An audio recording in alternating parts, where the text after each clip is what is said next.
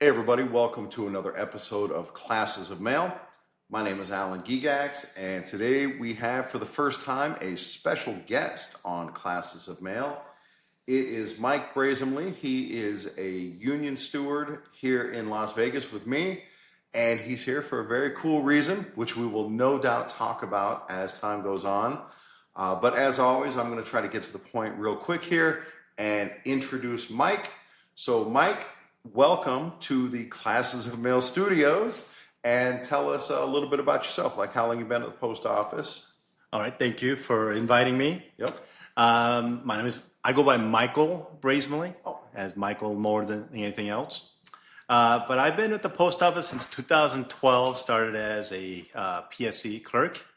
And as I am taking the scheme test, that's when the CC program was starting to happen. And the HR ladies down at the plant told me, hey, you should become a CCA because they'll make you a regular a lot faster. Dude. And so I did, and I became a regular in 2013. So, it took a year. Yeah, that's not bad. Okay. That's not bad. When I first started back in 2006, I was a PTF, and it took about 2.5 years to be to make it to full-time regular. But for you, converting from CCA, you just convert to PTF. Right. And then how long did it take to make full-time regular? Well, no. Back then... there was no PTF. There's no PTF. Right. You went straight to regular. Right. It's weird now that we have both, actually. Yeah. That's a good call. Yeah. So, but I was I think I was number 3 CCA in Las Vegas, other than the TEs who became the CCAs. Okay, yeah. And I was number 3 in all of Las Vegas, which was pretty cool. I was ahead of everybody. One of the first CCAs. Yeah. Dude, I was one of the first CCAs. That is not something to hang your hat on. No. No. How were the hours back then when you were a CCA? We worked pretty much 6 days a week, 6 hours a day. 6 hours a 6 day. hours a day, That's 6 weird. days a week back then. That's what they wanted us to work. That's no weird. overtime. Dude. Okay, but we also took all the overtime away from the regulars, and they were complaining. You're taking our overtime away. Isn't that funny how that changed? Because I went through that too, where the regulars would be mad. And now, dude, a new person comes into the station. It's like, oh, thank God you're here. I can finally get a break. Right. Yeah, that has definitely changed. It has definitely changed. Yeah. But I did become, when I was at the station, when one of the managers asked me to deliver an express mail. They wanted me to sign it and deliver it. Oh, dude. Now, I was in the former military. I'm an Air Force veteran. Okay. And I was stationed in Osan Air Base to McGuire Air Force Base. But anyway, in the military, we know to not duplicate signatures. Yeah, sure. Okay, you cannot falsify signatures. Right. So I already knew that. So this manager told me to sign it and deliver it. So I already knew that's breaking the law. Oh my God. Yeah. And so I told her, I said, you know what? How about you sign it? Right. And I'll go deliver it. There you go. Yeah. She says, no, I'm not signing it. I'm giving you instructions to go and deliver it. Dude. And I told her, you know what? Just give me a letter of warning. Right. And I will not deliver something that you're making me sign. That was back as a CCA? This is back as a CCA, okay? Yeah, nice. But you remember, I was a clerk too, so I already knew how to deal with management. Sure. Okay? And so anyway, she goes, fine, I'll have somebody else deliver it. Have another CCA go deliver it, right? Yeah. So after I left, load up the vehicle and left out on the street, I called the post inspector because in our key had post inspector's number on every key. Yeah. Which we don't have anymore. Well, you know what, though? It is on the back of our badge. Okay. Yeah. So either way. Either way, I called that number right. to notify that the manager was trying to have a CCA break the law. Oh, and I'd like to warn you guys that this might be happening. Right. Okay. Yeah. I get back after the delivery and she was yelling and screaming, why'd you call the post inspector?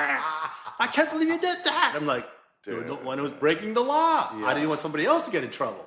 You know, okay. I love that. Oh, is there? So everybody saw what I did. They all wanted me to become a steward. Yeah, sure. That's the kind of balls you need to be a steward. As a CCA, I was one of the first ones to become an alternate steward. Dude, that's awesome. And I love the idea of a CCA being a steward because CCAs need the representation more than anybody else. They're the ones who get shit on, taken advantage of. And yeah, that's awesome. So you've been in with the union right from the beginning. Right from the beginning. Now, here's the thing: is I Yeah. believe our branch and our national is lacking in supporting CCAs. Oh, without question. Okay, and that needs to change because that's why there's turnaround so much with the CCAs that we got now. It's bad because of bad treatment by our union, right? And the union management. And management. Okay. So when I became a steward and really started doing it intensely, not that long ago, I went down to the hall and I said, hey, what are the sections of the contract that I should study first? Because I want to make sure that I take care of our CCAs. And I got like blank stares in return. Like, dude, they're CCAs. Who cares? Yeah, that's the answer I got from the branch. Yeah. They're only CCAs. They're only there to help us out. Right. And listeners, just so you know, we are in the same branch. We are in the same branch. We're talking about the same people. And yeah, it's a consistent problem and it's a real shame. But as you can see, I'm a very outspoken person. Right. And so, yeah, I had some problems with the branch. Yeah, understandable. And of course, as regular listeners to this podcast, you've heard of my own problems that I've had with the branch. And we have elections coming up in our branch this coming October, November. And Michael and I have decided that it is time for positive change in the branch. And so with that in mind, I was planning on, and I've talked about it on this podcast, that I was planning on running for steward because I can't even get promoted out of alternate steward by the president that we have now. And Mike approached me with the idea of being vice president under Michael's leadership as president, and I accepted. So we have a challenge in front of us. The incumbents get reelected 90% of the time. But we know that we're not the only ones who are dissatisfied with the way our branch has been led. From the lack of leadership, the lack of transparency, the lack of accountability, and just some underhanded things that go on at the branch level. And so we're ready for a change, and this is the first step. This is the first time that we're officially announcing our candidacy. Of course, we'll make it official at the branch meeting where we'll probably nominate each other for the respective positions. And it's a risk because you can only run for one position. And so if I don't get elected as vice president, I can't run for steward as a backup. I would have to be appointed steward again. And you guys know how that goes around the country, that if you run and you don't get elected, you're going to get stripped of all of your positions because that's just the shitty way that the union is run right now. But I'll tell you, last week, I sat in with the CLC, the Concerned Letter Carriers, at a planning meeting. And at some point, I will talk about what the plans are. But I can tell you for now, they recognize those kind of problems and understand how shitty it is. And we went around the room and people told stories about, I tried to do this good thing, spoke truth to power, and got shit on for it. And I'm here to tell you that when Michael and I take office, it ain't going to be that way. If you're in Las Vegas and you're doing a good job right now, we want to keep you doing that good job. There's no retribution. Go ahead. There's something that people are forgetting, okay? Yeah. Most stewards are rebels. Okay? Yeah, that's why you become a steward. We fight management. We fight authority. Yeah. Because we want to know that everything is followed to the letter of the rules, okay? Yep. And so we know that these things happen. And it's so hard when people that's at the higher level of the branch that doesn't allow you to succeed. Yeah, okay? That's right. And or doesn't allow you to be a steward. Okay, yeah. And that's where the biggest problem is that we are the rebels. We are voices. We yell. We want to fight. And then you have people that's in the higher levels of the NALC that brings you down, put their foot down on you to try to hide you and trying to demean you and trying to say that you are no good, and that needs to stop. Right. Okay. So we need people who's willing to fight. Right. That's exactly right. And that's the problem is that they're trying to get rid of these people that's willing to fight. That are boat rockers, that are rabble raisers or rabble rousers. And that's me. You guys know from listening to this podcast, yes, I am a boat rocker. But the things that I'm agitating for are wanting management to follow the entire contract, from wanting our own union to abide by its own rules. And that's what's getting us in trouble. And I know Michael feels the same way that I do, that the union constitution is there for a reason, and the branch bylaws are there for a reason. And it's not our job to just pick and choose what we feel like enforcing. And exactly to your point, Michael, if there is a steward who has this passion project or this issue at his station, and he or she, they're fighting for something that's in the contract, we're going to back them up on that 100%. And that doesn't happen now.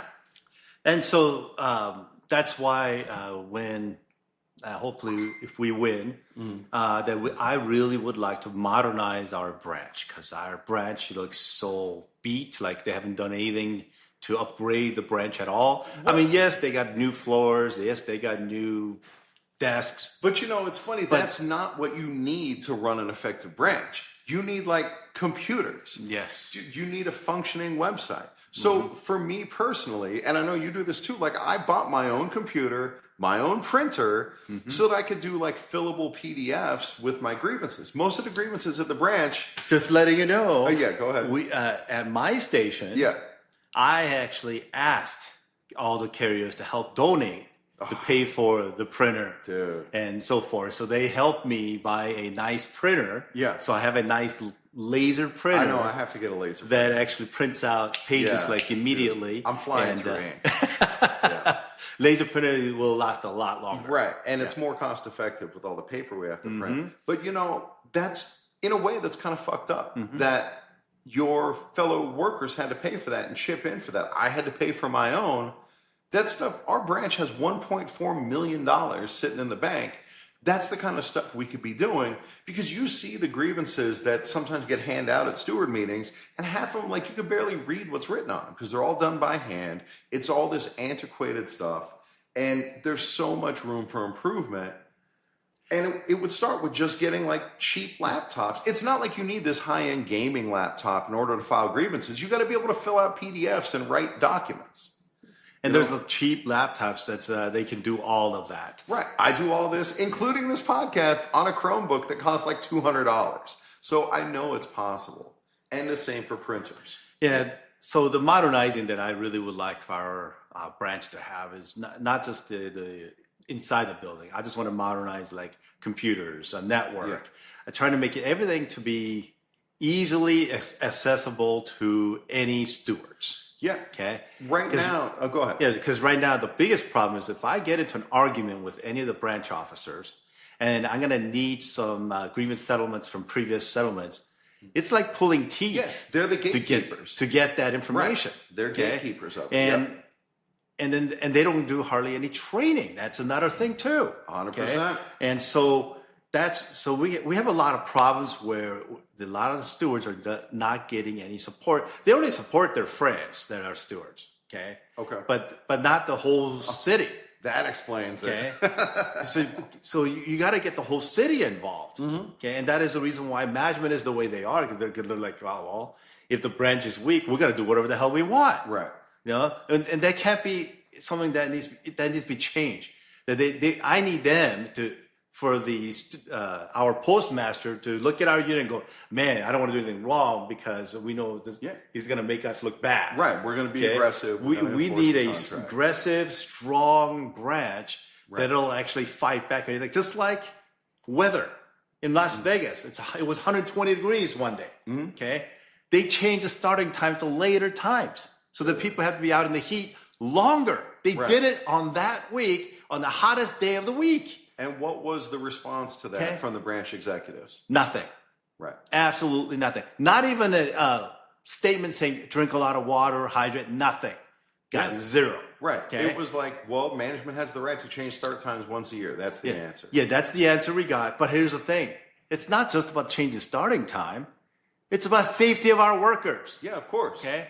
Our union is supposed to be about mainly the two things: wage and safety. Right, working conditions. Which I believe our wage is not being done great by our national. I think they really need to work on that. Of Okay? course, yeah. And But it's- that's not something we can fix at That's the local something that level. at the local level. But our branch that we're in Las Vegas is a big branch. Yeah. We have a big voice that our officers do not use. Yeah, right. Okay. Why are they not prominent on the national level like some of these other branches are? Right. We're one of the bigger branches. Yes. And they're not using their voice. Okay. Right. We're a union. We're supposed to use our voice. Yeah. We're supposed to be united and using our voice to get things done. And that's where it's lacking. Okay. And that's why I think we need change. Yeah. So on that note, there's so much wasted opportunity that, like you were just talking about with the branch officers, essentially serve as gatekeepers of information. And if I want to know, hey, is there already a settlement on this? There's no way for me to find that out. I have to call the branch officers, and then they have to go and look it up and get back to me. And it's a huge waste of time. They could be spending that time doing more productive things, and they don't. Right? They waste that time answering phone calls, checking stuff out. Go ahead. Even then, they don't even answer the phone sometimes. I've had that happen. Okay. I leave a message and they don't call back. And you can never leave a message because they'll never call you back. Yeah. Okay. It's not. Yeah. It's like they never listen to any messages. Right. Okay.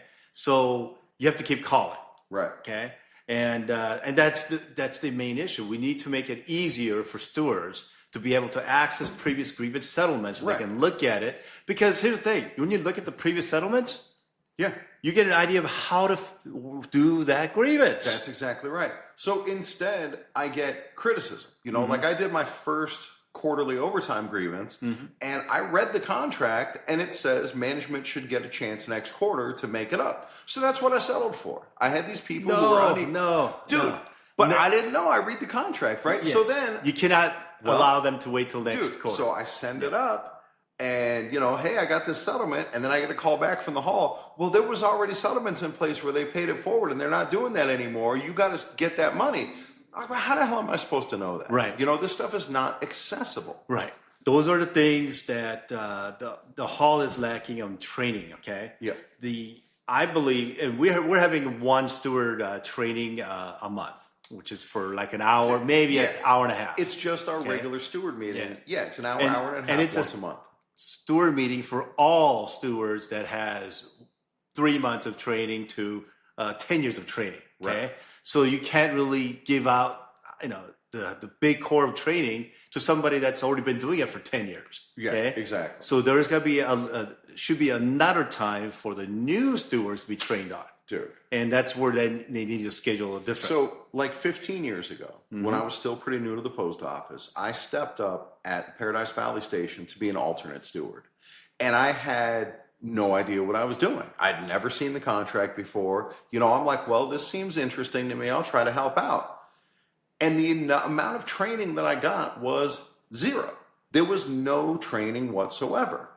And I had no idea what I was doing. Like I went into my first investigative interview and I didn't know what I was supposed to say or what I was supposed to do. And I kept thinking like, well, if I do this for a little while, like surely, because I came in midterm, surely like at the next election, there's going to be this starter class for all the new stewards who come in. And no, that never happened. And now 15 years later, when I step in again to be an alternate steward, once again, absolutely no training. I'm told, go read the contract and file grievances based on that. And so, listener, you know what I did. I read the whole fucking contract. And I start filing grievances like, oh, management's not doing this. Let me file a grievance on that. And then I get, no, don't file those kind of grievances. You need to be doing this. And like, we're thrown to the wolves. We're thrown into the deep end. So how long did it take for you to read all of that? It took months. Exactly. To read all of it. Yeah. Exactly. Yeah. So in the meantime, you got all these grievances that's happening, right? And you're still trying to read it. Okay? Yeah. Then I don't know how to. So you don't get properly. any guidance on how to get things done. Yeah. And then I go to the steward meetings, and they're talking about this stuff that like I don't even have a frame of reference. I remember going to the first couple steward meetings. I didn't even know what an 8190 was. By the way, for the casual listener, that's the standard form that we use to fill out our grievances. And so they'd be talking about like, oh, in the 8190, you need to put this as the mission statement or the issue statement. and I don't even know what it is. And you don't even know how to fill out an issue statement. Yeah, that's exactly right. Okay. Dude, the first few times I filled out the 8190, I totally put like stuff where it doesn't belong and locked this into issue statements. For me, I did luck out because at the station that I was at, they wanted me to be a steward, which was an alternate steward. Yep. And I had the stewards actually training me. Now, unfortunately, I was being trained by somebody that's now a manager. Okay? So, and then in the meantime, they forgot everything about the contract that they you know, used to of course, teach. you know. But at least he trained me on how to fill out the 8190, right, how to write contentions and so forth. That's the cool. Basic stuff, okay? Yeah. Not the actual how to fight with management and right, trying to settle on grievances. Yeah. Okay. Then I was stationed afterwards. I ended up being at Crossroads, where I'm at now, and John Power used to be our branch president, and he was a steward at where I'm at. Okay. And he was ready to retire, and so he didn't really train me that much well either. Okay. But at least if I had a question how to do it, he was there to answer the question. Right. Okay. But unfortunately, he retired within a few months after I became a steward. Right. And I could only learn just a little bit, and then the hall did not want to teach me anything. Yeah, that's it. And so one of the things that Michael and I are going to change is that there's going to be comprehensive training for stewards. And we have a problem right now where we can't keep alternate stewards.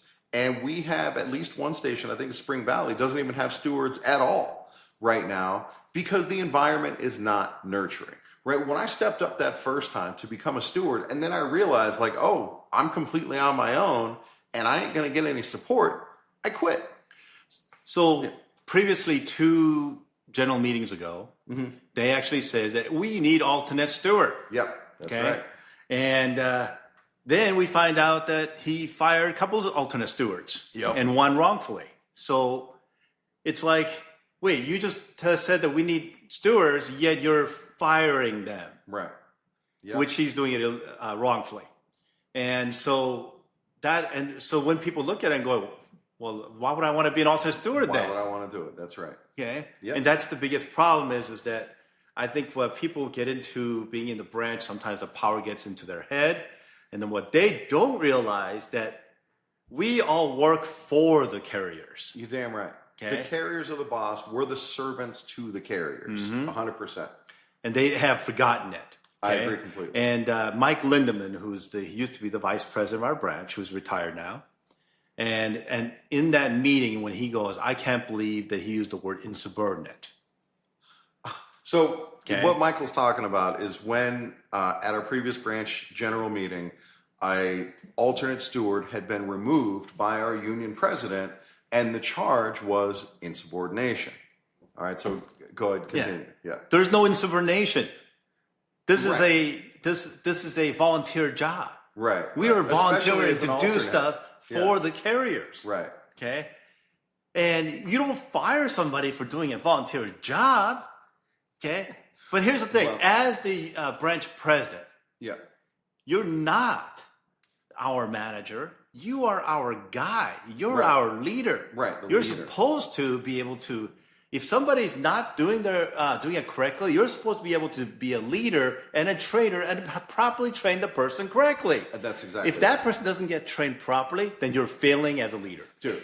So on that note, there are these very minimal outreach that our branch does. You know, they do the meeting once a week and they reach like 60 people come to the general membership meeting. And then at the steward meeting, you get like 20 people come to that. And that's 1 hour, an hour and a half once a month. And then we send out the branch newsletter that it goes to everybody, but who actually takes the time to read it? You know, and one of the things that's really important to me is to reach our brothers and sisters where they are. And not everybody can come to the branch meetings. And right now, the attitude is, well, if you don't come to the meeting, then tough shit. That's why you don't know anything. But that's not fair. Not everybody has the same opportunity. People got obligations at home. People can't spend the gas to go all the way across town. The CCAs who really need the instruction, they don't even get off work until the meeting's already started. How are they supposed to go? And so one of the things that we want to do is to democratize that, to give that information to everybody in the branch by doing things like putting meetings on Zoom so that everybody can go, putting podcasts out like this, where we can spread the information that needs to be spread and make sure that everybody in the branch has a chance to be informed. So, modernizing our branch, I believe, because right now, if we go to our branch 2502 website, you click on it shows the president's name, the executive VP, vice president, and so forth. It lists the whole names. Then you click on one of the sites. Then it lists the names of the previous president and so forth. And then you go click on another site. It lists another set from like 15 years ago. Yeah, half the pages still show Glenn Norton as the president. And nothing is updated. Okay, Yeah.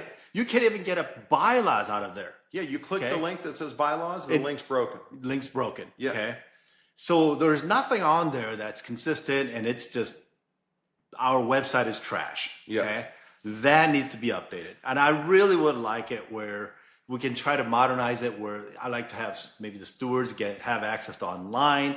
So that way we have all the grievances, settlements that's uploaded. That way they can actually see previous grievance settlements. Right. There are plenty of branches. At least to bring up where they can see the grievance numbers. Yeah, there are plenty of branches that do that now. Like Branch 38, they have all these grievance starters. And, that's something that drives me nuts is there's all this duplication of effort. Like we file like the same 5 grievances all the time. And every time we got to rebuild the case from scratch because it's all done by hand.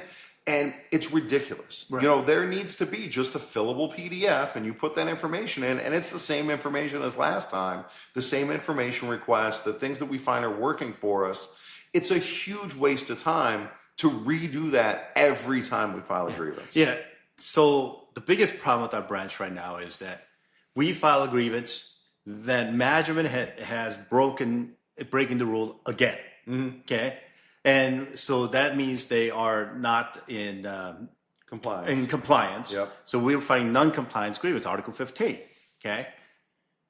Then we get down to the hall because here's the problem. Management knows that settling with stewards is worse than settling with the branch because the branch will settle easier for them. Right. They're going to give them a more favorable settlement. Yeah. So we get a non-compliant settlement where, because they kept breaking the rules, we ask for monetary or some kind, or even a cease and desist.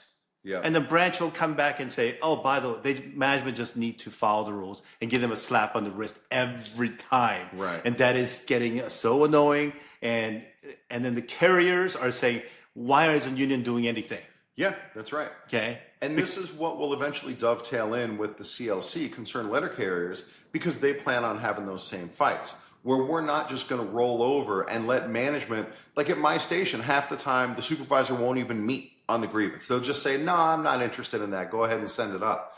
And I floated the idea at steward meetings, why don't I follow that up with an Article 15 grievance, because they're not meeting in good faith.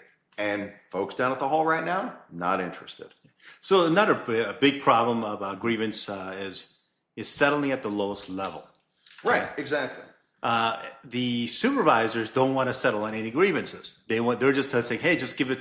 The station manager wants to do it, and the problem is this: the reason that the union wants to settle at the lowest level is because you want to put the grievance to the supervisor that it's at the lowest level, to get them to learn the rules. Yeah, because they're the ones who are breaking the rules. Right. Yeah. That's why you want to settle at the lowest level, because they need to learn the rules. But so if you don't settle with them, how are they ever going to know what the rule is?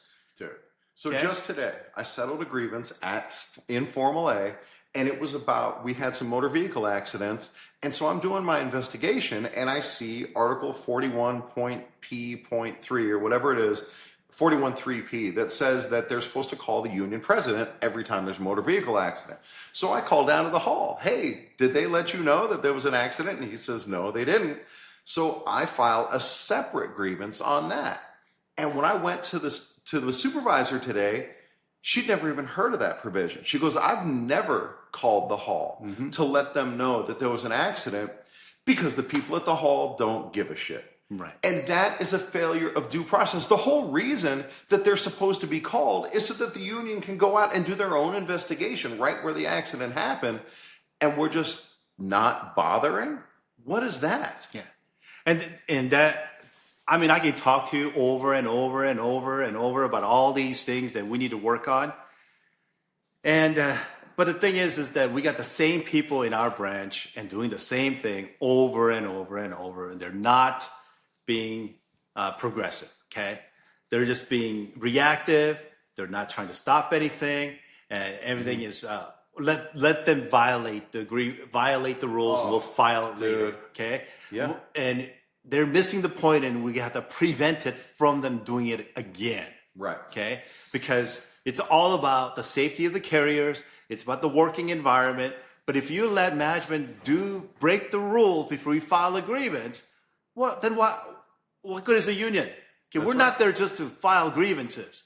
We're there to stop management from abusing carriers, abusing employees. We're there to make sure they get the right wage. I mean, there's so many things of what the union is for, and it seems like people are failing at that. And to your point earlier, part of filing the grievance is educating management.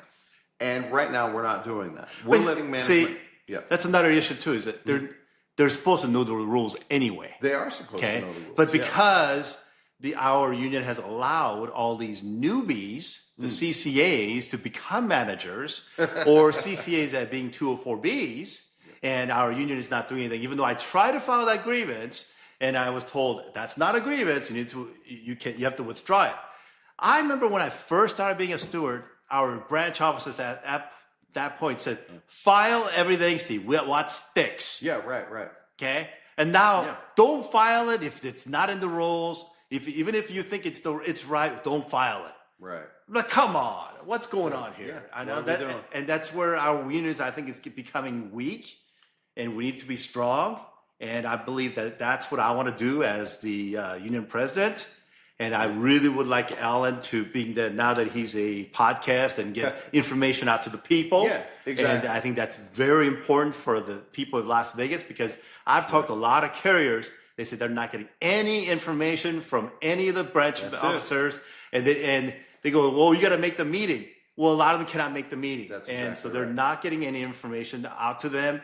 And a lot of them don't even know the rules. So a lot of them think that, whatever management says, we got to follow because that's what the union says. Because, you have to follow the instruction no matter what it is. Right. And then file a grievance later. Yeah. Okay. And then they don't even know that there's a grievance on the back end. Yeah. There's a grievance that's already been filed that we've already done this before. Right. And so there's a lot of things to do. So Alan is going to be, we're looking at him to be vice president. Mm-hmm. I have Jonathan, who's also from my station and running as the executive VP. And he has been godsend in the fact that he learns so fast. And he is a fighter also. That's awesome. He's another rebel. We'll have to have him on the podcast. He's another rebel. That's awesome. We're all rebels. Yeah. All stewards are rebels. You have to try to take on the entrenched power structure. Mm-hmm. And what we have right now has been entrenched for 18 years, something like that, down at our hall. And it's time. It's time for something better. So guys, here it is. Michael and I announcing our candidacy. Spread this around. Share it with your friends. You're going to hear more from us as time goes on, as we get closer to the elections. And then here's the key, guys. It's not going to stop. Once we get elected, you're going to keep hearing from us. We're going to keep reaching out to carriers. We're going to keep informing you, keep educating you, keep empowering you in ways that aren't happening now.